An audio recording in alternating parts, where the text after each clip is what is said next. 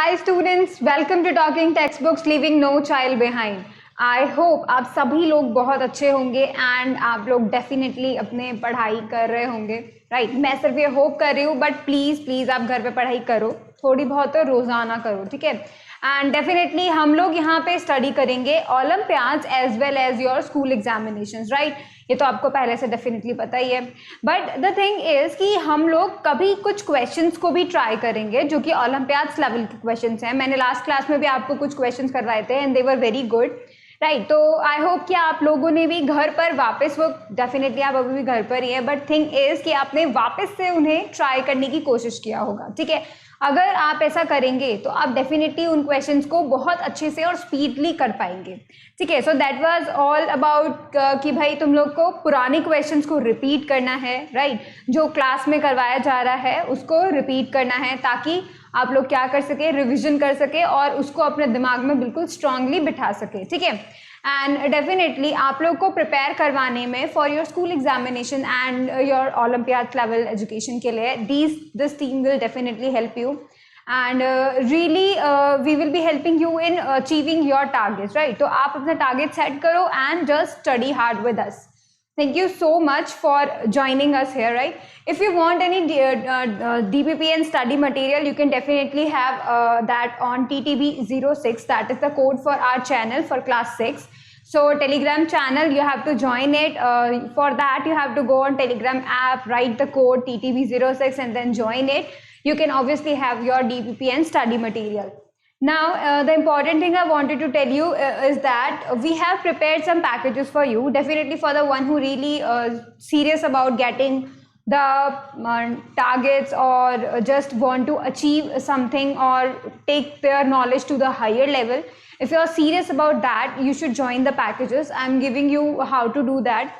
Now, see, you can definitely look at this website address. You have to write this website www.talkingtextbooks.in.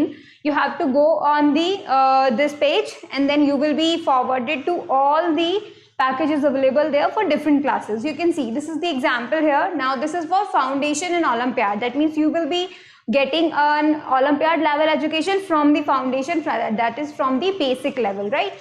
So you can definitely see here ki the cost is 9,000 and you will be getting all such features like you will be getting comprehensive study material, which is must because a very much directional and objective जो आपका study material होगा, that should be with you if you really want to study hard. Second thing, you will be getting all the recorded in the live classes, definitely recorded. For that, if you really want to go back and want to study topic again, then you can definitely go back to the recorded ones, right? And then you will be having the homework submission feature. You can submit your homework there. You will be having the homework submission feature so that you can definitely do your homework and submit it through the Google Classrooms. And then you will be having the bi-weekly quizzes. You should check yourself how much you have gained knowledge through a particular lecture and that. And then you will be forwarded to the periodic test papers that would be giving you a taste of the Olympiad level exam or the competitive level exam, right? So this is all about the packages include, and this will be definitely helping you in your goals, right? For that, if you really want to buy that, you have to click on buy now. You will be forwarded on the price details page and then you can see the cost is 9,000. But if you write here CYLIVE, if you write this code, then you will be getting 30% discount. That means 2,700 will be deducted from the 9,000 and you will be getting 6,300. Alright, that would be the cost of your package. Now you have to click on buy package and then you will be forwarded on all the options available for you. Right, you can choose any option here.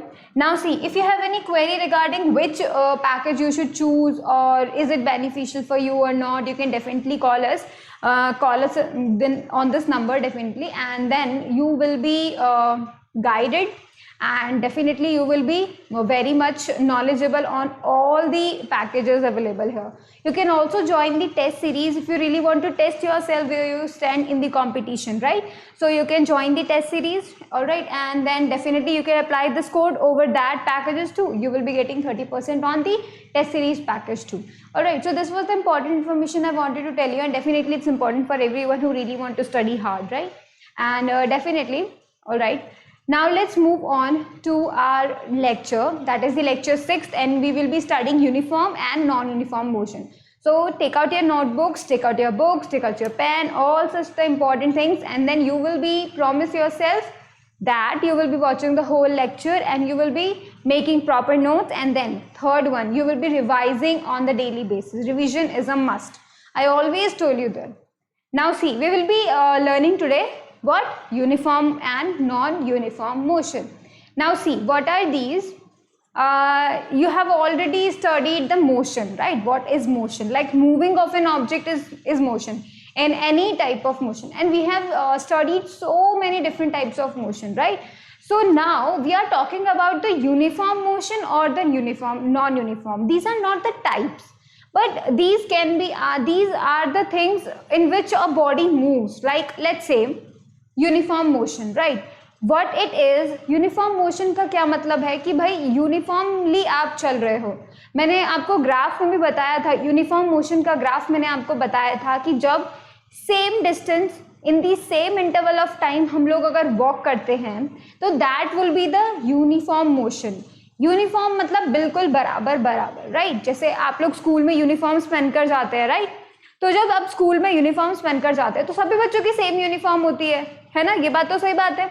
अब जो uniform word वहां पर है उसका meaning क्या हुआ? इसका मतलब हुआ same. That means let's say आप अपने घर से मार्केट जा रहे हैं, और मार्केट आप कैसे जा रहे हैं कि सेम डिस्टेंस आप ट्रैवल कर रहे हैं in the same interval of time.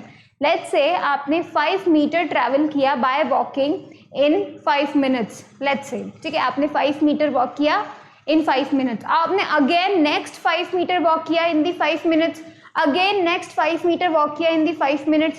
That means you are walking same distance in the same interval of time. तो that would be what? The uniform motion. ठीक है, इसको हम और क्या बोलते हैं? Constant motion. That means distance भी कांस्टेंट है, टाइम भी कांस्टेंट है. That means it would be a constant motion. ठीक है, तो देखेंगे when a body covers equal distances in a straight line in equal intervals of time, however small these time intervals may be, then the body is said to be having a uniform motion. Now you can see कि भाई इसका मतलब क्या हुआ? However small these time intervals का मतलब क्या हुआ? इसका मतलब हुआ कि अगर let's say आपने टाइम इंटरवल, मैंने अभी 5 मिनट का एग्जाम्पल दिया था ना कि आप 5 मीटर चल रहे हैं इन 5 minute. Let's talk about seconds. ठीक है, लेट्स से मैं आपको बोल रही हूँ 1 सेकेंड के अंदर आप कितना चल रहे हैं, और मान लीजिए आप चलते हैं 1 मीटर. ठीक है, 1 metre in 1 second, 1 metre in 1 second, 1 metre in 1 second. Now you are doing a very much constant motion, right? And that is the thing we are going to definitely explore, that time interval कितना ही छोटा हो, it is 1 second, right? And it can be smaller than 1 too, but what we are talking about कि आप exact distance अगर आप cover up कर रहे हैं in the same time interval, भले ही वो time interval कितना ही छोटा क्यों ना हो, but you are repeating that same distance in the smallest interval of time, then same distance in the smaller interval of time. So that would be very much constant motion or the uniform motion, right? You can see here in this case direction of motion remains the same. आपको क्या करना है? If you are going in the east, then you have to go in the east by this motion.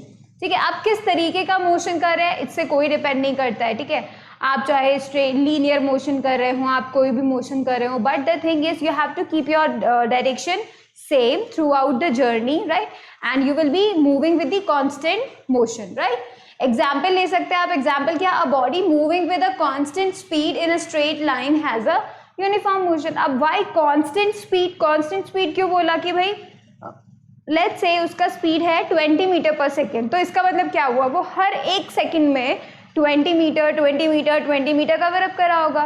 That is what called the uniform motion, right? Now let's talk about the non uniform one. Non uniform क्या कहता है? When a body covers unequal distances in equal intervals of time in a straight line is called non uniform. Let's say कि भाई आप जा रहे थे, ठीक है, आप बाईसाइकिल से जा रहे हैं and you are travelling 5 metre in 5 seconds, alright, you are doing that. अब अचानक से आपको क्या हुआ? एक ऐसा जगह मतलब चलते चलते आपको ऐसी जगह मिल गई जहाँ पे बहुत ज़्यादा भीड़ है, ठीक है, बहुत ज़्यादा लोग हैं, then you have to decrease your speed, right. तो जैसे ही आपने डिक्रीज करी, आप 5 मीटर इन 5 सेकेंड्स चलने की जगह पर आप चलने लगे 2 मीटर इन 5 सेकेंड्स।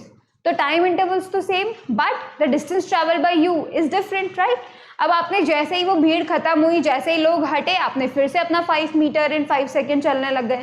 तो दैट इज द थिंग, आपका स्पीड चेंज हुआ, पहले जैसा था फिर थोड़ा कम हो गया, फिर थोड़ा ज्यादा हो गया।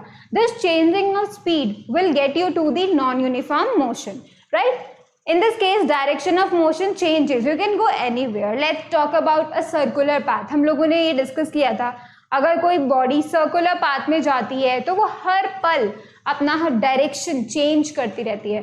तो अगर मैं इसकी बात करूँ, एक सर्कुलर पाथ की बात करूँ, and you move with the constant speed, तब भी आपका डायरेक्शन चेंज होगा। That means that would be a non uniform motion, ठीक है। तो अगर डायरेक्शन चेंज होता है, अगर डिस्टेंस चेंज होता है इन अ स्पेसिफिक टाइम, और लेट्स से अगर आप टाइम को चेंज कर देते हो, लेट्स से आप 5 मिनट्स में 2 मीटर चल रहे हो, लेकिन नेक्स्ट 5 मिनट्स में आप 5 मीटर चल रहे हो, तो that is your changing, right. तो इस केस में आप बोल सकते हो that the motion is non uniform, right. That means आप ये समझो कि भाई स्कूल में एक दिन, let's say on the children's day, आपको बोल दिया कि आप कोई भी अपने क्लोथ्स पहनकर आ सकते हैं, like colourful clothes all the way, ठीक है।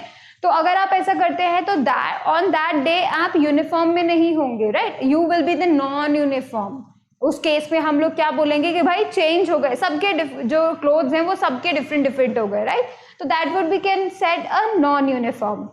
Now see, circular motion is an example of non uniform motion, ठीक है। तो ये बहुत अच्छा एग्जाम्पल है सर्कुलर मोशन का, राइट। तो you can definitely note them down, these are important things.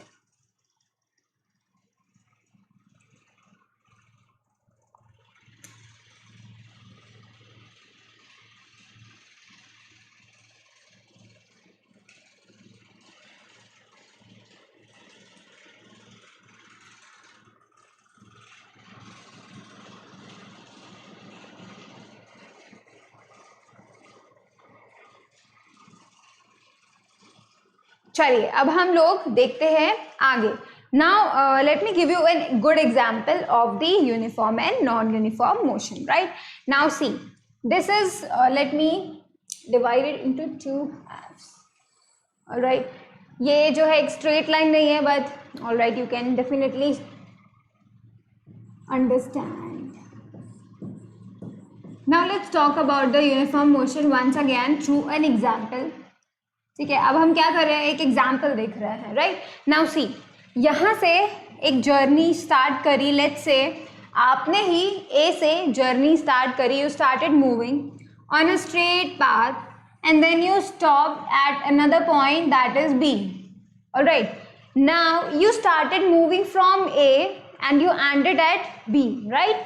Now see, I have divided this path, ठीक है, this is the path, right, and I have divided this path into some parts, all right. Now see, let's say this is 5 meter, again 5 meter, again 5 meter, again 5 meter, again 5 meter, all right. And I have written that the whole path is divided into parts of 5 meter. पूरे के पूरे path को हमने 5 metre के intervals में divide कर दिया, ठीक है। अब हम देखते हैं, let's say you cover this in 1 second, 1 second, 1 second, 1 second, 1 second. इसका मतलब क्या हुआ, जब तुम ए से चलने लगे, व्हेन यू स्टार्टेड फ्रॉम ए, तो क्या हुआ, आपने 5 मीटर कवर अप किया 1 सेकेंड के अंदर, अगेन आपने 5 मीटर कवर अप किया 1 सेकेंड के अंदर, अगेन आपने 5 मीटर कवर अप किया 1 सेकेंड के अंदर, अगेन आपने 5 मीटर कवर अप किया 1 सेकेंड के अंदर, एंड अगेन आपने 5 मीटर कवर अप किया 1 सेकेंड के अंदर। अब आप इसमें देखेंगे कि see, the distance is same throughout the journey. अब 5 मीटर बिल्कुल as it is, same to same, right, and time interval is also same. तो यहाँ पे डिस्टेंस भी सेम एंड टाइम इंटरवल भी सेम, तो that would be a uniform motion, right. तो हम लोग डेफिनेटली लिख सकते हैं दैट यूनिफॉर्म मोशन के लिए, यूनिफॉर्म मोशन में क्या होता है, you cover same distances in equal intervals of time.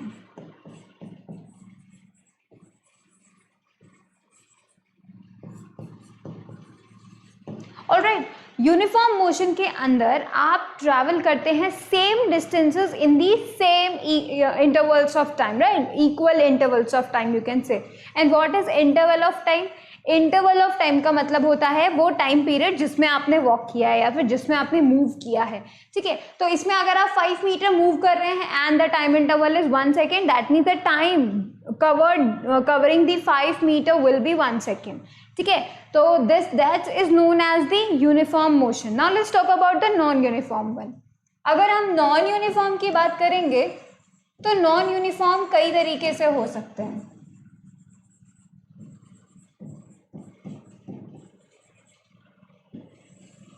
ठीक है, नॉन यूनिफॉर्म कई तरीके से हो सकते हैं. Now let's talk about everything. ठीक है, पहला हम कैसे बोल सकते हैं कि जब सेम डिस्टेंसेस ट्रैवल हों in different intervals of time.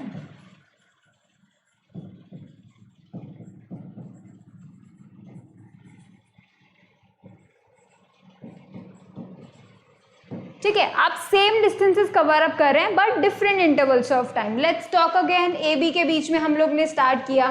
ठीक है, this is A and let's move up to B. अब आप ए से बी जाने की कोशिश कर रहे हैं, राइट, और आपने अपने पूरे इंटरवल को इक्वल पार्ट्स में डिवाइड कर दिया. 5 metre, 5 metre, 5 metre, 5 metre, 5 metre, right. और उसके बाद अब आपने क्या किया, ए टाइम इंटरवल्स डिफरेंट कर दिए. कैसे?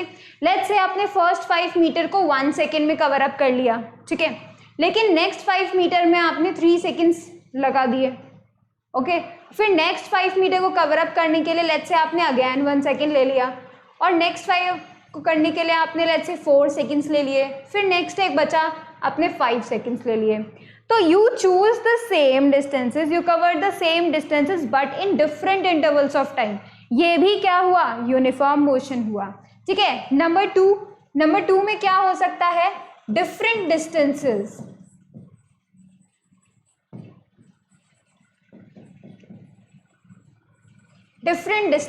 in equal intervals of time.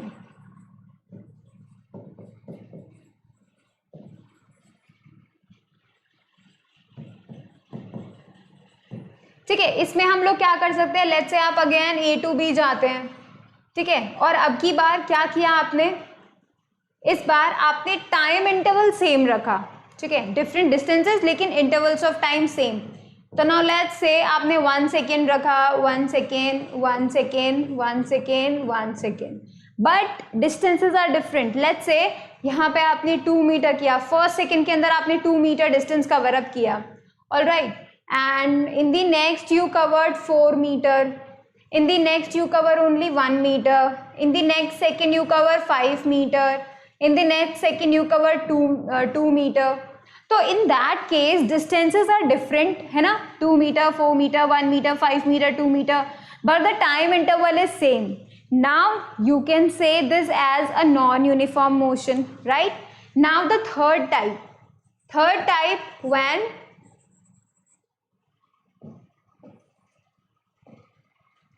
same distances covered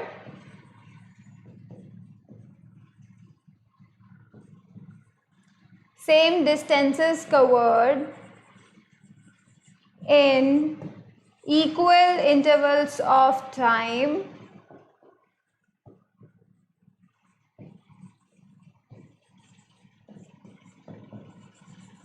but direction is changing.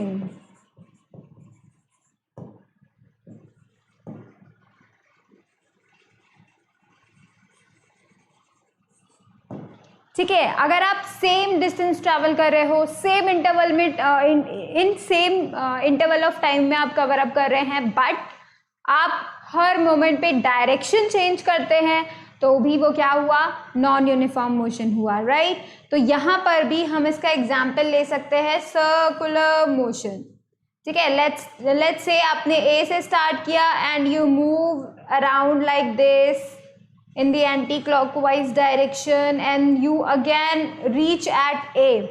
In that case, you have changed your direction every single moment during your travel on this path. अगर आप पूरे के पूरे इस पे ट्रैवल करना चाहेंगे, सर्कुलर पाथ पे ट्रैवल करना चाहेंगे, and you covered that too with equal distances in equal intervals of time, अगर आप ऐसा करते हैं, अगर सर्कुलर पाथ पे मूव करते करते if you are walking in the same distances with in the same equal interval of time, then तब भी क्या हो जाएगा, सर्कुलर मोशन क्या बना देगा, उसको नॉन यूनिफॉर्म बना देगा. So there are 3 cases where any motion can be the non-uniform, but only one case when you talk about the uniform motion, right? So this is important. Note them down. मेरे साथ साथ ही आप लिखते चलिए. It is important. सब कुछ important है, पता है, इसलिए आप मेरे साथ साथ ही लिखते चलेंगे.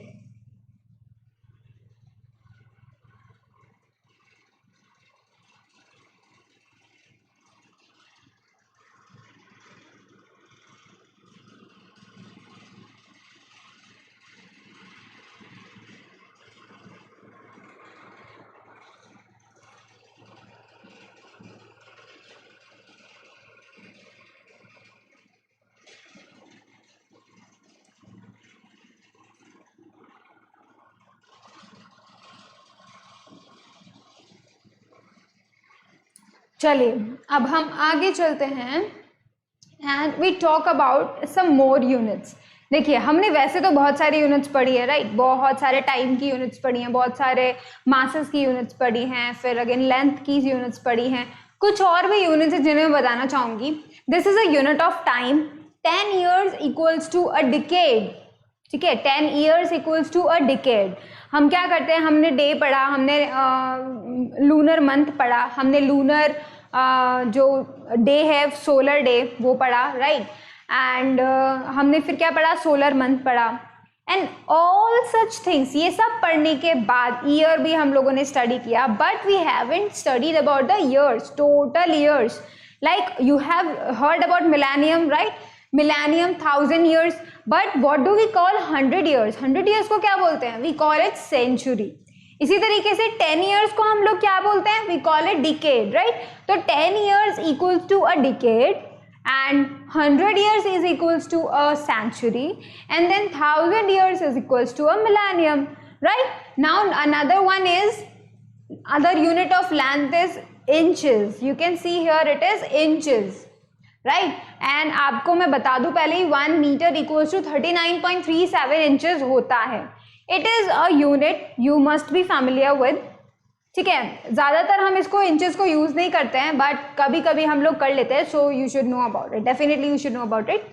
सो 1 मीटर इक्वल्स टू 39.37 इंचेस होता है. ठीक है, तो आप डेफिनेटली नोट कर सकते हैं, फटाफट से नोट कर लिए, बहुत छोटा सा ही है. तो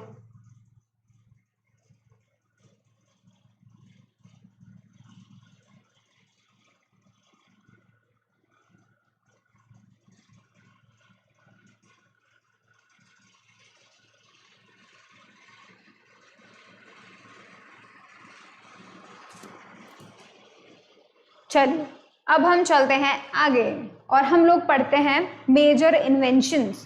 ठीक है, इन्वेंट तो बहुत सारे, और ये सब पार्ट जनरल नॉलेज का होता है, फिर भी मैं आपको बता दूं कि भाई किसने क्या इन्वेंट किया था, स्पेशली हम लोगों के लिए, क्योंकि हम लोग तो इन सबको स्टडी करते रहते हैं, right. Now see, aeroplane was invented by Orville and Wilbur Wright. These are 2 brothers. ठीक है, these were 2 brothers and they invented the aeroplane, not this modern one, but उन्होंने शुरुआत की थी. They started making the aeroplane, right, with very much basic structure, जिसमें सिर्फ एक ही आदमी जा सकता था. ठीक है, उस एरोप्लेन को इन्होंने इन्वेंट करा एंड सम मोर मॉडिफिकेशन, किसी और ने फिर और मॉडिफिकेशंस किए, and the present we see aeroplane like this. So ये वाला एरोप्लेन नहीं इन्वेंट किया था, but they invented a type of aeroplane, right. And you can see here the steam engine was invented by Thomas Newcomen.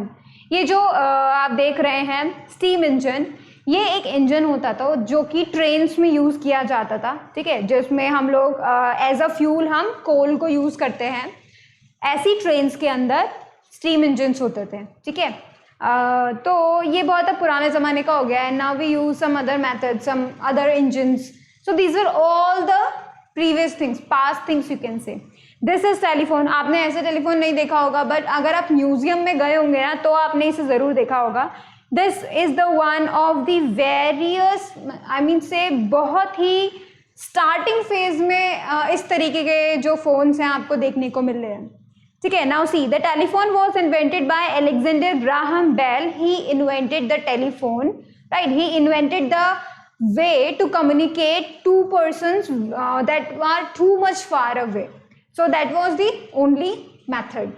Now see the light bulb. The light bulb was invented by Thomas Edison. अभी तो हम लोग tube light देख रहे हैं, है ना, और भी तरीके की लाइट्स देख रहे हैं, डिफरेंट फ्लोरेसेंस लाइट देख रहे हैं, राइट, CFLs देख रहे हैं।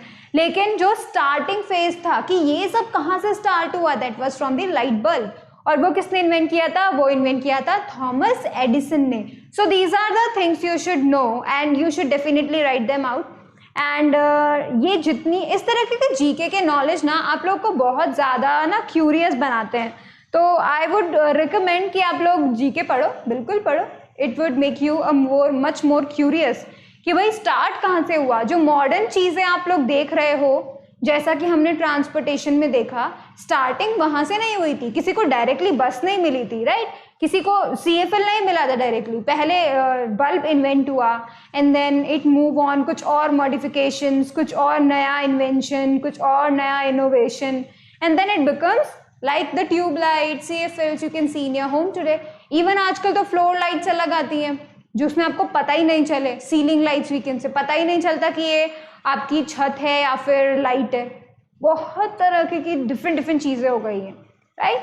सो we live in the modern age and you should definitely know how we reach in to the modern age. क्या स्टेप्स लिए, क्या इन्वेंशन लिए, स्टार्टिंग कहाँ से हुई। You must be curious about that if you really want to become knowledgeable. Now let's talk about simple pendulum. Simple pendulum को हम लोग जनरली टाइम मेजर करने के लिए यूज़ करते हैं, ठीक है, मतलब for the measurement of time हम सिंपल पेंडुलम को यूज़ करते हैं। नाउ देखेंगे सिंपल पेंडुलम क्या होता है। सिंपल पेंडुलम में एक छोटा सा मेटालिक बॉल बोलो आप, स्फेयर ले सकते हो, ठीक है, कोई भी मेटल का स्फेयर आपने लिया and that is known as bob, alright, BOB, bob, ठीक है। एंड उस बॉल को हमने क्या किया, एक थ्रेड से बांध दिया and we tied it to a ceiling just like this. This is a ceiling, a fixed point जिससे हमने ये थ्रेड को अटैच किया एंड इस थ्रेड को हमने इस स्फेयर से अटैच किया, राइट। तो you can see here simple pendulum is a small sphere known as bob hanging through a string from a fixed point. This is called the simple pendulum. It's very simple, literally. Now see, it does a to and fro motion, oscillatory motion. जब कभी भी ये move करता है तो कैसे करता है, मैंने इसको पकड़ा और यहाँ ले जाकर छोड़ दिया, जैसे मैंने छोड़ा it will move, तो ये कहाँ जाएगा, आगे जाएगा एंड देन पीछे आएगा, फिर ये आगे जाएगा, फिर ये पीछे आएगा।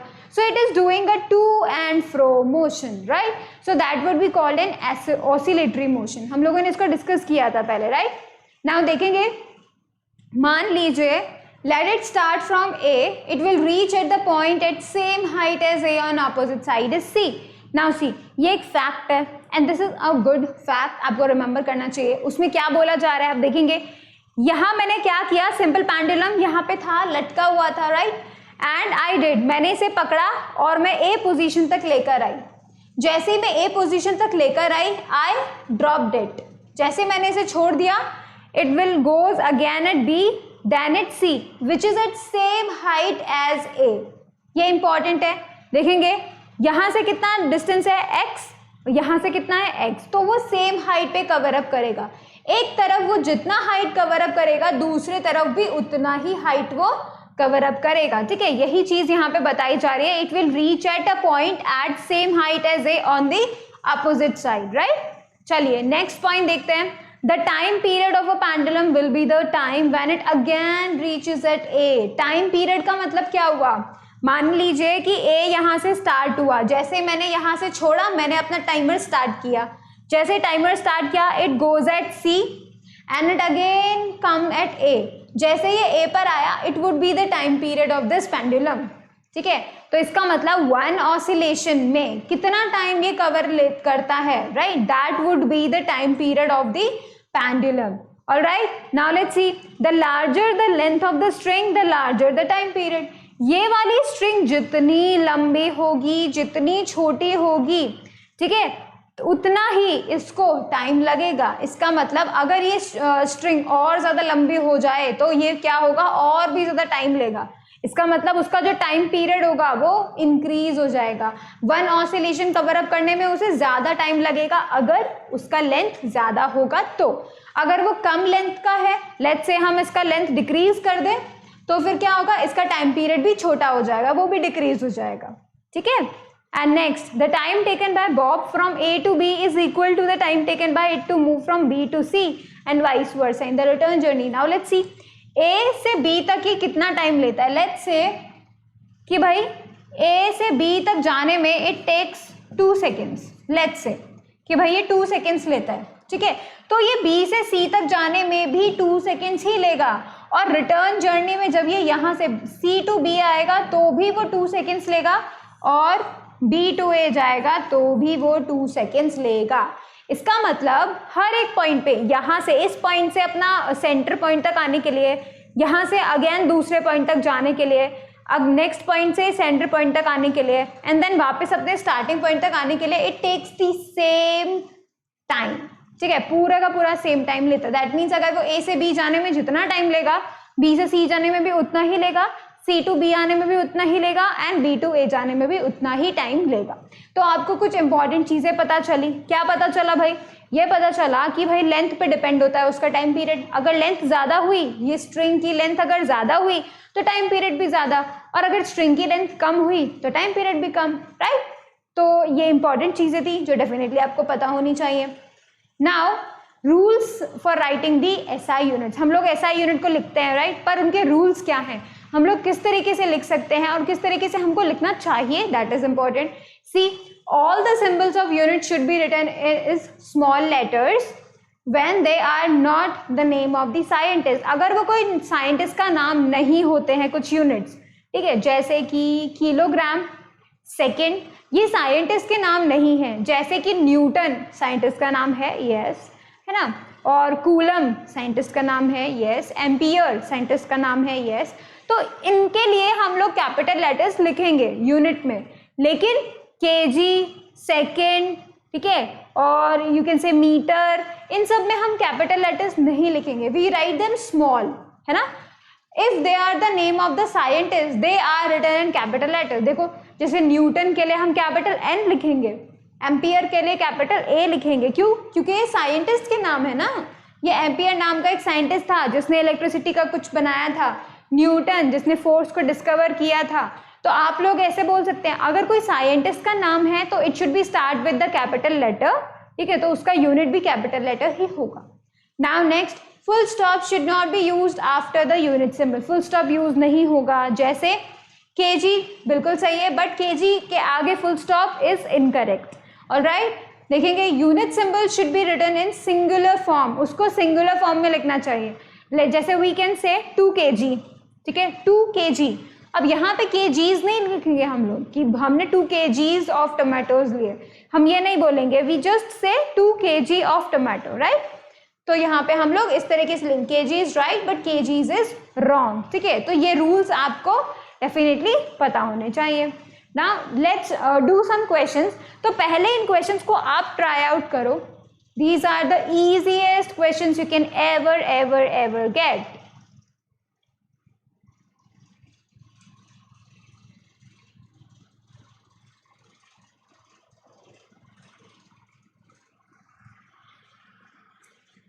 Now see, पहला question, Which motion does a flying bird has? कौन सा मोशन होगा एक फ्लाइंग बर्ड में?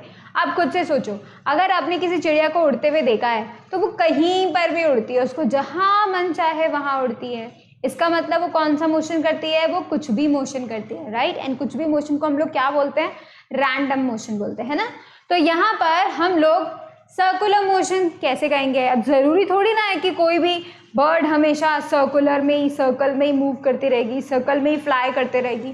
जरूरी थोड़ी ना है कोई भी बर्ड हमेशा ऑसिलेटरी मोशन करते रहेगी, आगे पीछे, जरूरी थोड़ी ना है ना। पीरियोडिक मोशन टोटली जरूरी नहीं है, बिल्कुल उसको कहीं भी जाना हो सकता है, जस्ट लाइक अस, हम लोग कहीं भी जा सकते हैं, तो दैट वुड बी, बर्ड भी कहीं भी जा सकती है, वो तो फ्लाई करती है, वो तो सचमुच में कहीं भी जा सकती है, right. So the correct answer is a, random motion. It will always do random motion, कहीं भी उड़ेगी, कैसे भी उड़ेगी, जहां पर उसका मन चाहेगा, राइट। तो बर्ड क्या करती है, रैंडम मोशन करती है, ठीक है। चलिए अब हम नेक्स्ट देखते हैं। Which of the following tools can not help in measuring length. Can not की बात हो रही है यहाँ पे, तो इसका मतलब कैन नॉट हेल्प। देखो क्वेश्चन के अंदर ना ये छोटा सा वर्ड बहुत सारा डिफिकल्टी क्रिएट कर देता है। आपको बिल्कुल ध्यान से, बिल्कुल अवेयर होकर क्वेश्चन पढ़ना है कि भाई यहाँ पे क्या बोला जा रहा है। आपको वो चुटकी में उल्लू बना देगा और आप बन भी जाओगे और गलत आंसर को भी टिक कर दोगे। So really you should read the question with very much awareness, ठीक है। चलो अब तुम मुझे ये बताओ कि कौन सा टूल्स है जो कि मेजरिंग लेंथ, मतलब लेंथ को मेजर में हेल्प नहीं करता, ठीक है, मतलब उससे हम मेजर नहीं कर सकते। नाउ टेल मी, स्केल, क्या हम स्केल से मेजर कर सकते हैं लेंथ? ऑब्वियसली यस, ठीक है। डिवाइडर, क्या हम डिवाइडर की हेल्प से लेंथ मेजर कर सकते हैं? I told you yes we can do that, ठीक है। Watch, can we measure length with a watch?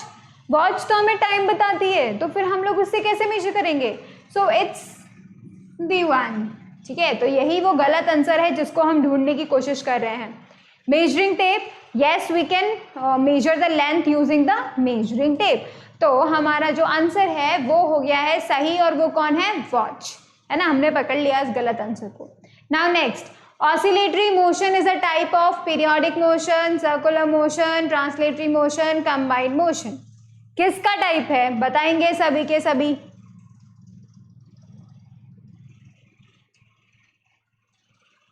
बताएंगे। Oscillatory motion is a type of, oscillatory का मतलब टू एंड फ्रो, आगे जाएंगे पीछे आएंगे, जैसे सिंपल पेंडुलम मूव करता है, आगे जाएंगे पीछे आएंगे, आगे जाएंगे पीछे आएंगे। तो ऐसा कौन करता है? क्या ऐसा सर्कुलर मोशन होता है? क्या वो बार बार सर्कल में घूमता है? Not at all, so incorrect. Translatory motion, straight line पे मोशन कर रहा है, मतलब एक बार चला गया तो चला गया, so it would not be a good option. Combined motion, no, combined motion मतलब बहुत सारे मोशन आप एक साथ कर रहे हो, है ना। तो हमारा only answer is would be the periodic motion. इसका मतलब ऑसिलेटरी में बार बार वही तो कर रहा है, क्या कर रहा है? आगे जा रहा है पीछे जा रहा है, फिक्स टाइम के बाद आगे जा रहा है पीछे आ रहा है, फिक्स टाइम के बाद आगे जा रहा है पीछे आ रहा है, तो it is doing a periodic motion, right.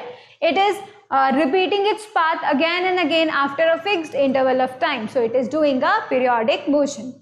चलिए अब हम नेक्स्ट मूव करते हैं, क्वेश्चन नंबर 4, क्वेश्चन नंबर 5 देखेंगे।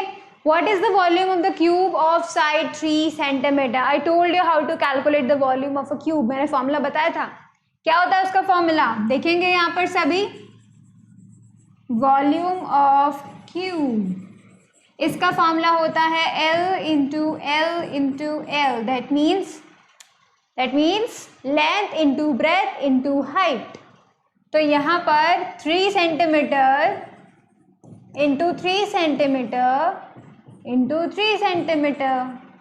अब क्या होता है 3 इंटू 3 इंटू 3, तो क्या हो जाएगा 3 into 3 into 3 and centimetre cube, क्यों 1 centimetre multiplied by 1 centimetre multiplied by 1 centimetre, तो बन गया 1 centimetre cube.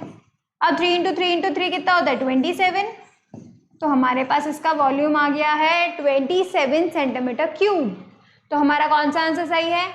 Option number B हमारा जो है करेक्ट है, ठीक है। चलो क्वेश्चन नंबर 5 करते हैं, ये था क्वेश्चन नंबर 4। क्वेश्चन नंबर 5 क्या कहता है? How many ml will be in 37 centimetre cube. अब जब मैंने तुम्हें यूनिट्स पढ़ाई थी, किसके बारे में? वॉल्यूम की यूनिट्स पढ़ाई थी, तो मैंने तुम्हें ml के बारे में बताया था, और मैंने तुम्हें बताया भी था क्या क्या चीज़ इंपॉर्टेंट है। तो अगर आपके दिमाग में थोड़ा सा भी अगर रिवीजन किया होगा, दिमाग में आ रहा होगा, तो आप बता दोगे, क्या बताओगे कि भाई 1 ml बराबर होता है 1 सेंटीमीटर क्यूब, ये बता चुकी थी मैं पहले ही, ठीक है। अब देखेंगे कि भाई अगर 1 सेंटीमीटर क्यूब में 1 ml होता है तो 37 सेंटीमीटर क्यूब में कितने ml होंगे? 37। तो हम लोग डायरेक्टली लिख देंगे 37। कैसे होंगे देखेंगे, 37 इंटू 1 सेंटीमीटर क्यूब बराबर 37 ml। सिंपली हम ऐसा बोल सकते हैं बिकॉज 1 सेंटीमीटर क्यूब बराबर 1 ml। तो अगर यहाँ पे 37 सेंटीमीटर क्यूब होगा तो इट वुड बी 37 ml। तो हमारा जो आंसर है वो डी करेक्ट हो जाएगा, इट वुड बी 37, राइट। चलिए अब क्वेश्चन नंबर 6, क्वेश्चन नंबर 6, 7, 8 फटाफट से खुद से ट्राई कीजिए, फिर हम सब साथ करते हैं।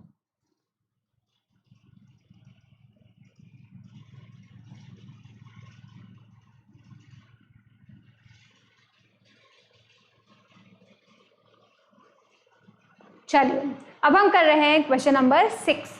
The volume of the liquid is calculated by. अब आप मुझे बताइए कि वॉल्यूम हम कैसे कैलकुलेट कर सकते हैं। Option number 1 watch. क्या हम वॉच से वॉल्यूम मेजर करेंगे, वो भी लिक्विड का? नो, वॉच से तो हम सिर्फ टाइम मेजर करते हैं। Next scale. क्या हम स्केल से वॉल्यूम मेजर कर सकते हैं, वो भी लिक्विड का? वो स्केल पे कैसे आएगा, हमें पता ही नहीं चलेगा।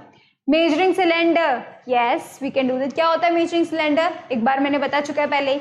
मेजरिंग सिलेंडर क्या होता है? ग्लास का सिलेंडर होता है और उसके ऊपर मार्किंग्स होती हैं, है ना, उसको हम मेजरिंग सिलेंडर बोलते हैं, ठीक है। तो यस, जो हम वॉल्यूम मेजर करते हैं, किसका वॉल्यूम मेजर करते हैं? With the help of a measuring cylinder, ठीक है। चलो इंच टेप से तो हम लेंथ मेजर करते हैं, तो वो तो फिर भी ऑप्शन गया। Now question number 7, calculate the distance travel by the body moving with 20 metre per second in 20 seconds. Now let's do it. Distance travel कर हमको कैलकुलेट करना है, तो हमने जो फॉर्मूला सीखा था, क्या होता है formula?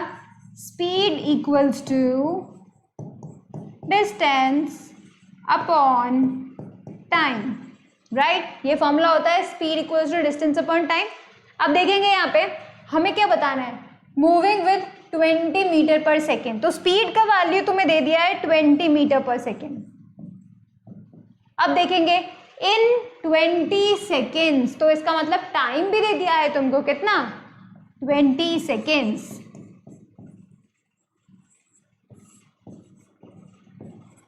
Now calculate the distance. क्या करना पड़ेगा? फटाफट से 20 उठा के यहां लेके चले जाओ, तो distance would be 20 metre per second into 20 second equals to 20 into 20 कितना होता है? 400। तो it would be 400 metre. Now let's see कौन सा ऑप्शन सही है। Option number A is correct, ठीक है। तो इस तरीके से हम लोग जो है क्वेश्चन करेंगे। अगर हमारे पास कभी भी स्पीड, डिस्टेंस, टाइम, अगर इन तीनों में से कुछ भी पूछेंगे ना, तो you should always use this formula, ठीक है। चलो क्वेश्चन नंबर 8 देखेंगे। Distance travel by the body is the actual path covered, largest path covered, smallest path covered, none of these. तो मैंने आपको बताया था distance is the actual path covered, right. तो this would be the correct one. Now अब देखेंगे, पहले तो इस क्वेश्चन का सोल्यूशन नोट करो एंड फिर उसके बाद हमारे पास 2 क्वेश्चंस और हैं, then we will be done for the chapter. हम लोगों ने पूरा चैप्टर 6 का फिनिश किया है, second chapter, and then we will move on to the third one in the next lecture.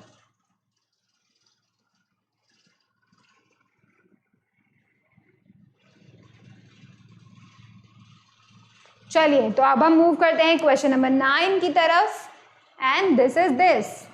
Calculation है, कैलकुलेशन है बहुत, और इसमें कन्वर्जन भी है, 2 हैं इसमें, कन्वर्जन भी है। Now see, calculate the area of the square of side 4 centimetre in metre square. तो अब हम क्या करेंगे, यहाँ पे एरिया कैलकुलेट करेंगे स्क्वायर का, ठीक है। तो यहाँ पे लिखेंगे एरिया ऑफ स्क्वायर। क्या होता है? साइड इंटू साइड होता है कि नहीं होता? अब साइड कितनी है? 4 सेंटीमीटर, तो 4 सेंटीमीटर इंटू 4 सेंटीमीटर यानी कि 16 centimetre square. But in metre square को बिल्कुल नहीं भूलना है हमें, ठीक है, तो हम 16 सेंटीमीटर स्क्वायर को कन्वर्ट करेंगे मीटर स्क्वायर में।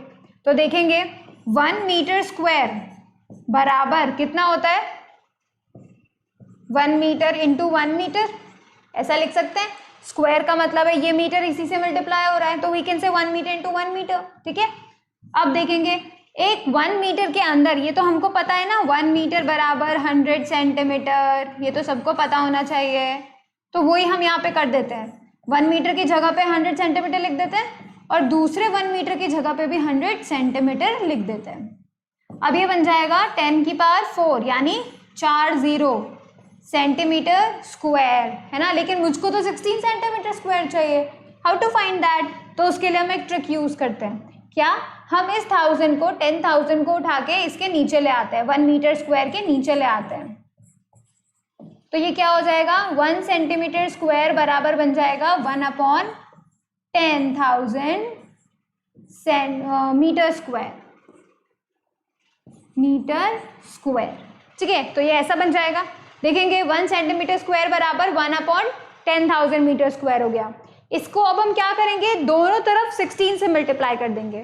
तो जैसे ही मैंने दोनों तरफ 16 से मल्टीप्लाई किया तो मुझे क्या मिलेगा, 16 डिवाइडेड बाई 10,000 मीटर स्क्वायर। अब देखेंगे 1 2 3 4 40, तो हम क्या करेंगे, पॉइंट को लेफ्ट हैंड साइड लेके जाएंगे 4 टाइम्स, ठीक है। तो इट वुड बी 0.0016। कैसे, 1 2,